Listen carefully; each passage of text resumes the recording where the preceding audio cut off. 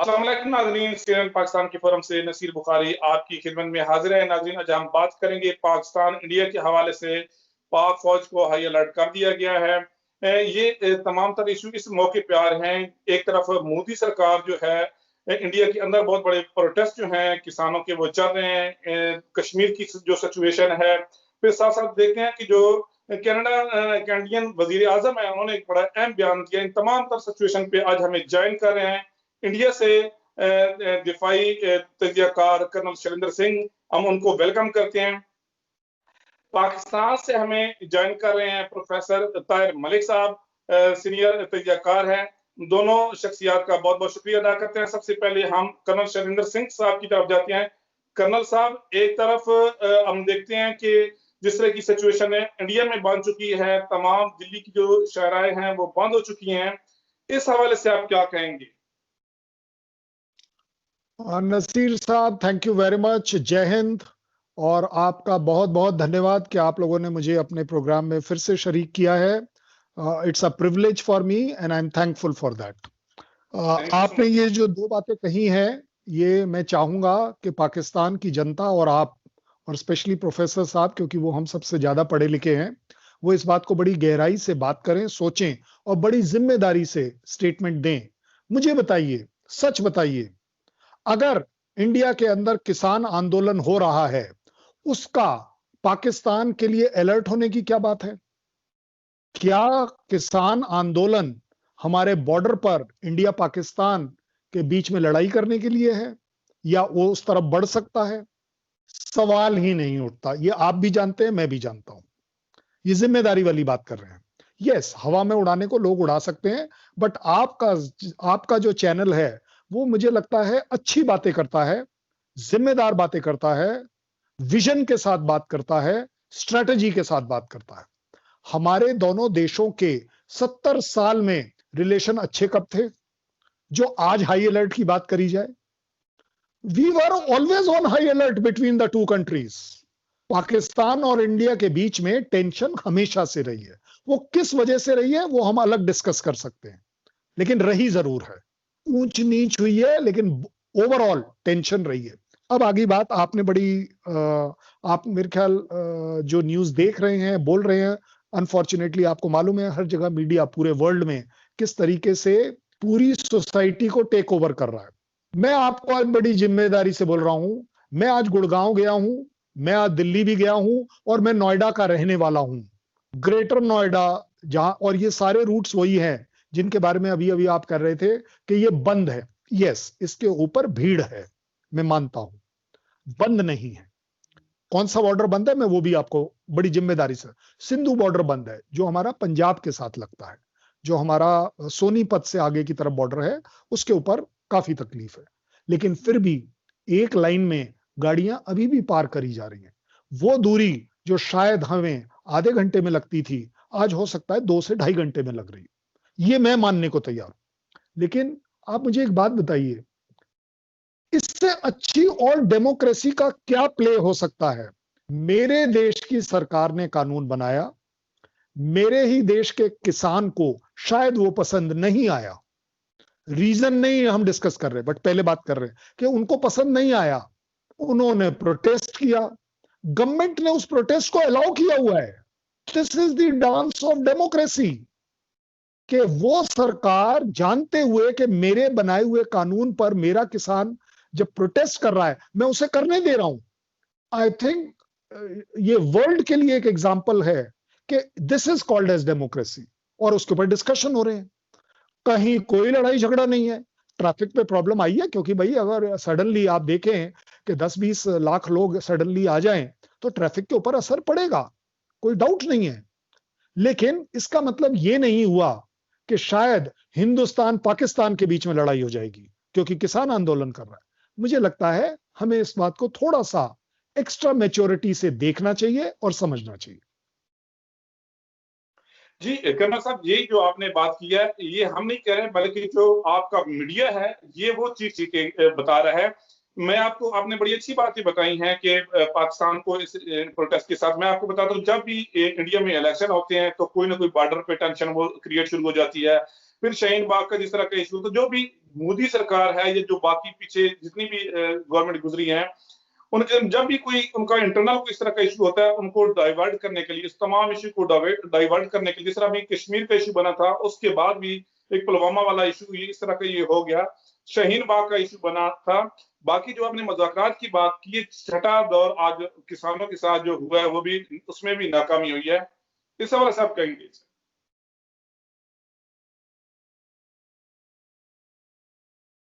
जी साहब। मैं जी जवाब दूं? जी कर्नल आई साहब। Am I am so sorry, I am so, आपने बड़ी दो तीन बातें अच्छी कही हैं और मैं एग्री करता हूं, क्योंकि सर आप ये भी मैं मीडिया हैं। कहने का करना साहब ये मकसद कि नहीं, हम मैं हमारी जो मीडिया नहीं आप बल्कि आपका मीडिया जो है। सर, नसीर साहब, मैं आपकी बात पूरी तरह से एग्री कर रहा हूं। सबसे बढ़िया बात यह है, मैं प्रोटेस्ट नहीं कर रहा हूं। आप बिल्कुल ठीक फरमा रहे हैं कि मीडिया अगर न्यूज को हाईचेक करेगा तो यही रिजल्ट होगा। और ये मीडिया अनफॉर्चुनेटली वर्ल्ड में एक ट्रेंड बनता चला जा रहा है कि मीडिया हर चीजों को हाईचेक कर रहा है। अगर मीडिया, मैं आपको क्योंकि मैं आपको बोल रहा हूं ये बड़ी जिम्मेदारी से, कि मीडिया ये अगर बोल भी रहा है कि किसान आंदोलन की वजह से इंडिया पाकिस्तान में टेंशन है या अलर्ट है, पाकिस्तान आर्मी, अगर मैं पाकिस्तान आर्मी का होता, मैं इसको इंसल्ट समझता कि भाई आंदोलन हो रहा है इंडिया में, इस वजह से मैं अलर्ट हूं। मैं वैसे भी अलर्ट हूं। Indian army always is on alert. I am appreciating, मैं आपका अप्रिशिएट करता हूं। पाकिस्तान आर्मी एक प्रोफेशनल आर्मी है, वो अलर्ट पे क्यों नहीं होगी? आपको क्या लग रहा है उन सब लोगों ने अपने अपने कच्चे धोकर हैंगर में टंगा रखे हैं? They are suppose to be on alert. मैं आपको बोल रहा हूं 70 साल से वी आर ऑन अलर्ट। और क्या कहें? So don't insult Pakistan army कि अब अलर्ट पर है। तो इससे पहले क्या थे? It's a insult to the Pakistan army. And as a फौजी अफसर आई एम सेइंग, किसी भी आर्मी की इंसल्ट मंजूर नहीं है। आपने जो एक बढ़िया बात कही, शाहीन बाग या मोदी सरकार और नाकामी, सर एक बात बताइए, ऑल सेड एंड डन, ये मेरा इंटरनल मामला है। इस कामी या काबिलियत या नाकामी के बीच में आई एम श्योर पाकिस्तान तो बीच में नहीं आता। भाई मेरे देश की, मेरे सरकार और मेरे किसान के बीच में अगर कोई डिस्कशन हो रहा है, डिस्प्यूट हो रहा है, उसका एक्चुअली देखा जाए पाकिस्तान से संबंध नहीं है। लेकिन पाकिस्तान से संबंध है, यह भी मैं जिम्मेदारी से कहता हूं। क्यों? क्योंकि जिस तरीके का रूल्स एंड रेगुलेशन पॉलिसीज में इंडियन किसान के लिए होते हैं, पाकिस्तान के किसान के लिए भी उतने ही एप्लीकेबल हैं। आज जो चीज यहां हो रही है, आज नहीं तो कल एक डेवलपमेंट की ये भी प्राइस है जो शायद Pakistan will pay. So Pakistan can learn कि यस, किसानों से रिलेटेड सरकारों को सेंसिटिव होना चाहिए, बहुत सेंसिटिव होना चाहिए। किसान अल्टीमेटली किसी भी हालत में उसका दमन नहीं होना चाहिए, उसको प्रेशराइज नहीं करना चाहिए, उसके खिलाफ ऐसा कोई काम नहीं करना चाहिए जो उसको और हर्ट करे। मुझे बताइए, हमारे जो हायरार्की सिस्टम में सबसे गरीब किसान क्यों हैं? क्यों? आपके पाकिस्तान में इसलिए नहीं है क्योंकि आपके किसान थोड़े बड़े जमींदार होते हैं, इसलिए वहां इतना नहीं दिखता है। हमारे यहाँ छोटे छोटे, एक एक किले, दो दो किले के किसान हैं, तो उनको सबसे ज्यादा तकलीफ है, इसलिए हमारे यहाँ ज्यादा दिखती है। ये जो सुसाइड करता है किसान, मुझे बताइए 10,000 हेक्टेयर वाला कौन सा किसान है जिसने आज तक आपके यहाँ या मेरे यहाँ सुसाइड किया? बता दीजिए, हिस्ट्री ढूंढ लीजिए पूरे वर्ल्ड में। हमेशा छोटा आदमी, छोटे आदमी को तकलीफ होती है क्योंकि उसके पास वो पैसा नहीं होता। और वही आदमी सबसे जल्दी बातों में आ जाता है कि भाई शायद कल मेरी जमीन हड़पने वाली है सरकार, मेरे सारा खेत खलिहान हड़पने वाली है सरकार, वगैरह वगैरह। और अगर उसके लिए किसान और सरकार और पब्लिक, मैं पब्लिक हूं, उसको सपोर्ट कर रही है, इस डिस्कशन को सपोर्ट कर रही है, I think it's a good example of democracy. खराब बात है कि अगर हम किसी भी तरह से किसान के खिलाफ कोई ज्यादा सख्त एक्शन ले। सीधी बात। आपने वो कनाडा का बोला है, इसलिए मुझे जरूर बोलना पड़ेगा। भाई मुझे आप एक बात बताइए, इसको इस तरह देख लेते हैं नसीर साहब, पाकिस्तान में किसी को छींक आती है तो कनाडा या यूएस का कहने का क्या बनता है भाई? अगर मेरे यहां इंडिया में मेरे किसान के दो आंसू बहे हैं, वो कैनेडियन प्रेसिडेंट या वो जो प्राइम मिनिस्टर साहब जो हैं, जो काफी कुछ बोलने के लिए कोशिश कर रहे हैं, मुझे आप एक बात बताइए, उन्होंने सपोर्ट में क्या किया? ये दो लाइन बोल देने से आपका और मेरा सपोर्ट हो जाता है? आप बता दीजिए क्या? आप इसको बड़े रियलिटी के साथ देखिए। सर पाकिस्तान पता का कि जब कहना है, ईरान की बात करना सब आती है तो मोरली एक स्पोर्ट होती है जो एक तकवीत मिलती है, खास तौर पे क्योंकि कनाडा में आपको पता है कि सिख कम्युनिटी हमारे जो भाई हैं वो जिस तरह की आप बेहतर समझते हैं उस हवाले से एक तकवीत तो होती है ये एक बड़े लीडर की एक थोड़ा सा एक लफ्ज कहने से भी। मैं मानता हूं, मैं मानता हूं, लेकिन मुझे ये बताइए ना, करके क्या दिया भाई? वहां बैठकर ये सिर्फ, आपको भी मालूम है, आपने बिल्कुल ठीक कहा, क्योंकि हमारे इतने सिख भाई वहां पर हैं। आपने सिर्फ उन्हें खुश करने के लिए बोल दिया कि हाँ भाई, इंडिया में जो पंजाब के किसान के साथ हो रहा है वो गलत हो रहा है। क्यों भाई, तूने ये क्यों नहीं बोला कि पूरे देश के किसान के साथ ठीक नहीं हो रहा? अगर जिम्मेवारी से बोलना था, आप प्राइम मिनिस्टर हैं उस स्टेट के, उस कंट्री के, आपके अंदर क्यों नहीं थी ये मैच्योरिटी कि इंडियन किसान के खिलाफ किसी भी तरह का कोई एक्शन किया जाए? मैं उसको निंदा करता हूं। वाई पंजाब किसान ओनली भाई?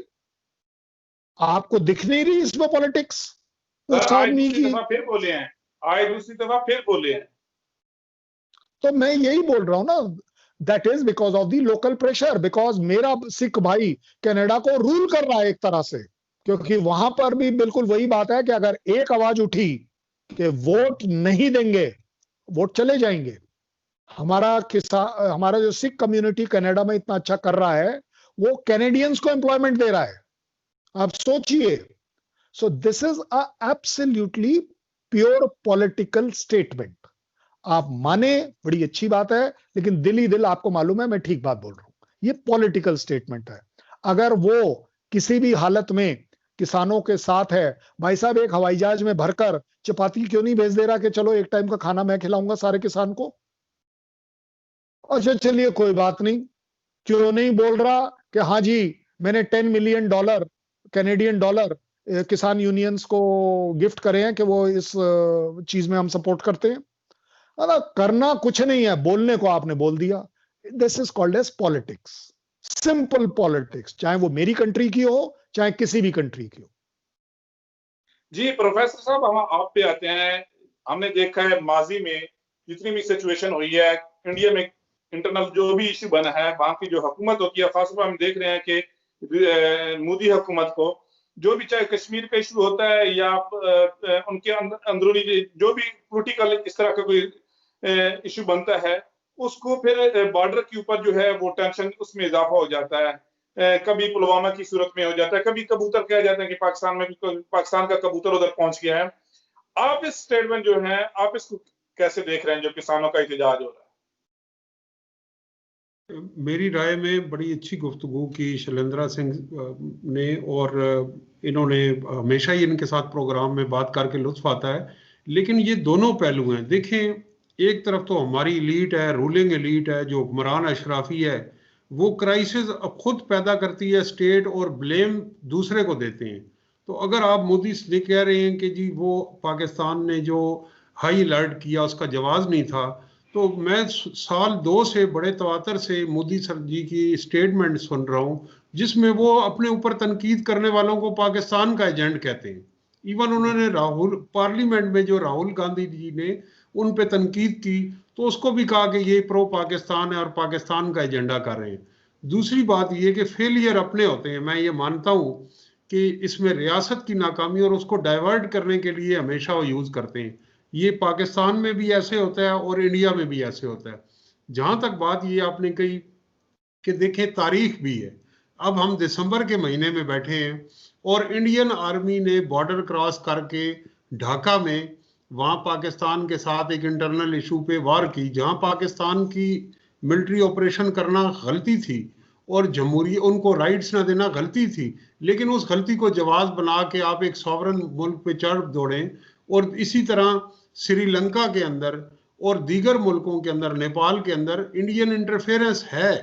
और लिहाजा मेरा ये कहना है कि ये दोनों ट्रेंड ठीक हैं। जहां तक किसानों की बात है, किसान पाकिस्तान में भी इस्तेसाल का शिकार है और इंडिया में भी।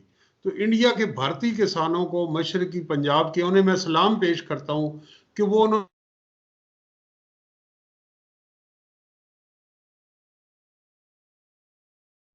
जी जी जी जी सर, शायद मलिक साहब जो हैं वो, ओवर टू यू। मलिक साहब बोल पा रहे हैं? ओ यस। जी जी जी छोटे आ मैं रहा बोल है। गया था। जी जी उन्होंने जी इतनी जी जी भरपूर तहरीक चलाई है कि अब किसानों की आवाज को सुनना होगा। और ये बिल्कुल इन्होंने सही कहा कि डेमोक्रेसी में ऐसे होता है, लेकिन डेमोक्रेसी में हुकूमत से इजाजत नहीं तलब करनी पड़ती, ना ही आप लॉ को अपने हाथ में लेते हैं। Right of peaceful protest right है आपका। और दूसरी बात ये, अब इंडिया को, पाकिस्तान को समझनी चाहिए कि आपके यहाँ अगर कोई लोकल पॉलिटिक्स में कोई इशू होगा जिसमें ह्यूमन राइट्स वायलेशन होगी, रूल ऑफ लॉ लोगों के रिट्रीट होंगे, डेमोक्रेटिक राइट थ्रेटन होंगे, तो वो फिर इंडिया का या पाकिस्तान का लोकल इशू नहीं होगा।